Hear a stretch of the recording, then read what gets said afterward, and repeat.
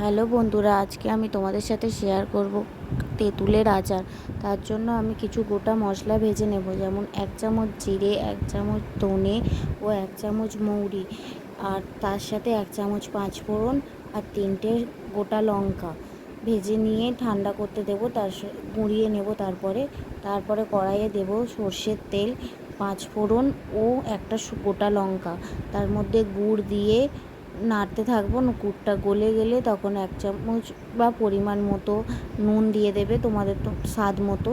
তার মধ্যে দিয়ে দেবো গলে গেলে তেঁতুল, আর তারপরে নাড়তে থাকবো। নাড়তে নাড়তে যখন ওর সাথে মিশে যাবে তেঁতুলটার সাথে গুড়টা, তখন গ্যাসের ফ্লেমটা আস্তে করে দেব।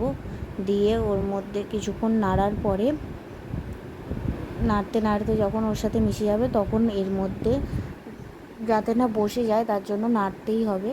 নেড়ে নেড়ে যখন দেখবে ঠিকঠাক টেক্সচারে এসে গেছে, তখন ওর মধ্যে যে মশলাটা ভেজেছিলাম সেটা গুঁড়ো করে নিয়েছি, সেটা দিয়ে দেব। তারপরে তৈরি হয়ে যাবে আমাদের তেঁতুলের আচার। ভিডিওটি ভালো লাগলে লাইক, কমেন্ট, শেয়ার করবে।